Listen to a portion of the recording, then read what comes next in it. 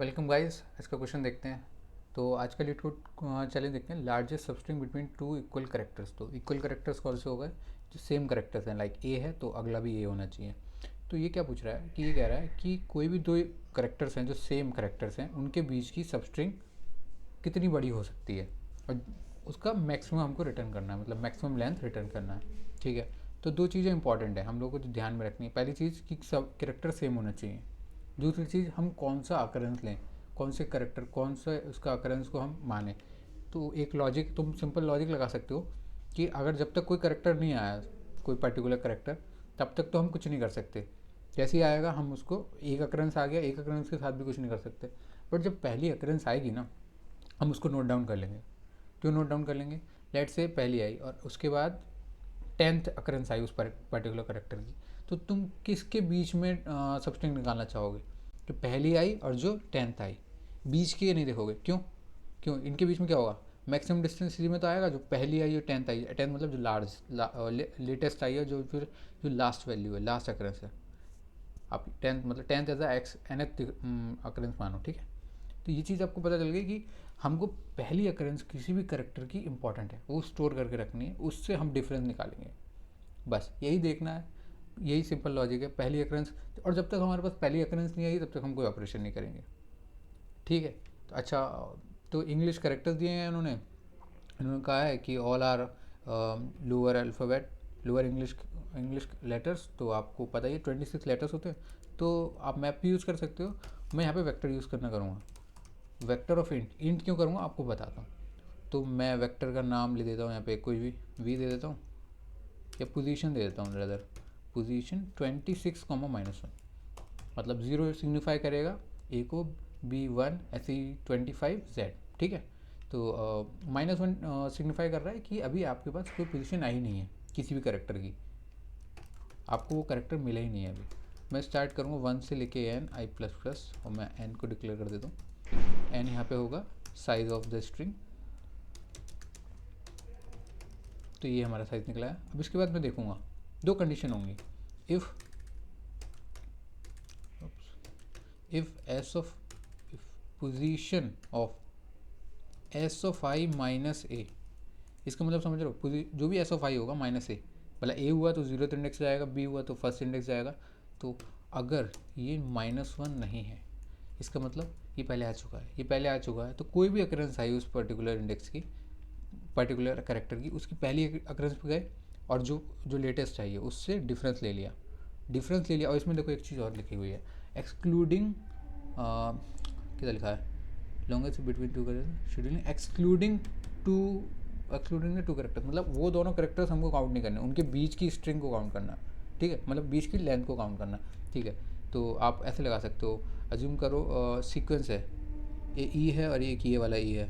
तो ये 1th index पे है और 2 3 4 4 इंडेक्स पे ये है। 4 - 1 कितना आ रहा है? 3 आ रहा है, मतलब एक एक्सीड कर रहा है, हर बार एक एक्सीड करेगा। तो जो भी डिफरेंस आ रहा है दोनों को, दोनों पोजीशन में -1 और कर देना। ये आप फॉर्मूला बना सकते हो। आप जनरल एक ट्रेंड देख सकते हो कि कैसे ये जनरलाइज कर सकते हो। तो हम एक मैक्सिमम वेरिएबल भी डिक्लेयर कर देते हैं। अब मैक्सिमम को मैं ना -1 से इनिशलाइज करूँगा। -1 से क्यों करूँगा? क्योंकि इन्होंने कहा है अगर अगर कोई भी ऐसी सबस्ट्रिंग नहीं मिली तो रिटर्न -1। अच्छा एक बार बताओ, ऐसी सबस्ट्रिंग कब नहीं मिलेगी? तब नहीं मिलेगी जब जब कोई करेक्टर रिपीट ही नहीं हो, सबके एक एक बार अकरेंस आए। जब दूसरी बार अकरेंस नहीं मिल पा रहा है तो मुझे सबस्ट्रिंग भी नहीं मिल पाएगी। ठीक है। एक चीज़ तो ये, अगर आप अज्यूम करो, अच्छा ऐसा भी तो हो सकता है, लेट से ए आया, अगला भी ए आ गया, ऐसे दो अकरेंसेस हैं, बट उनके बीच में डिफरेंस कितना हो जाएगा? 0 हो जाएगा ना भाई। सबस्ट्रिंग है, नल नल सबस्ट्रिंग है, उसको भी आप कंसिडर करो, 0 साइज़ की सबस्ट्रिंग है। ठीक है। दो चीज़ हो गई। तो अगर मेरे पास ऐसी कंडीशन आगे की पोजीशन है और उसकी पहले भी आ चुका है वो अकरेंस, ये दूसरा या जो भी है, तो मैं उसकी फर्स्ट अकरेंस से उसका माइनस कर दूंगा और -1 और ऐड कर दूंगा। तो mx equals to max of mx comma position of S of I minus A, जो कि इसकी करंट पोजीशन है, -i -1, जो कि हमने फॉर्मूला बनाया था। एक और माइनस कर देना क्योंकि हर बार वो एक एक्सीड करके देगा। ठीक है। ये मेरा पहली कंडीशन हो गई। एल्स, एल्स क्या हो सकता है? एल्स कि वो -1 हो, -1 हो मतलब उसका पर्टिकुलर करेक्टर का पहली अकरेंस आई है। पहली अकरेंस आई है तो मुझे क्या करना है? स्टोर कर देना है। वो अकरेंस मुझे स्टोर कर देनी है। मैं उसको आई से स्टोर कर दे रहा हूँ। That is it. अब जो भी मैक्स की वैल्यू होगी वो रिटर्न कर दे रहा हूँ। मैक्स अगर -1 हुआ इसका मतलब कि वो अभी तक आया नहीं है, और अगर -1 नहीं हुआ तो मतलब चेंजेस हुए हैं, और जो मैक्सिमम वैल्यू रहेगी हर बार वही मिल जाएगी, मतलब जो बन के आएगी मैक्सिमम वैल्यू वो हो जाएगा। इसको रन करके देखते हैं। और ये काफ़ी इजी क्वेश्चन है मेरे हिसाब से, और इसका टैग ठीक गया हुआ है, इजी ही है। ओप्स, मैंने कुछ गलती करी है। SO5 - A, क्या गलती कर दी है मैंने?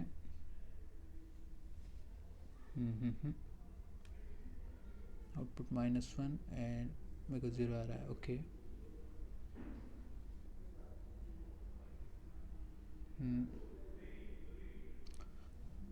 मैंने एक छोटी सी गलती करी होगी आई गेस।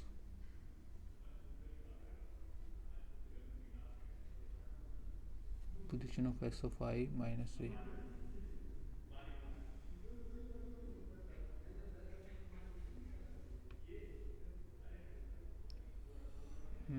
ओह यार, गलती कर दी है मैंने। देखो, ये गलती जो जो आपको नहीं करनी चाहिए वो गलती है। आई माइनस पोजीशन ऑफ SO5।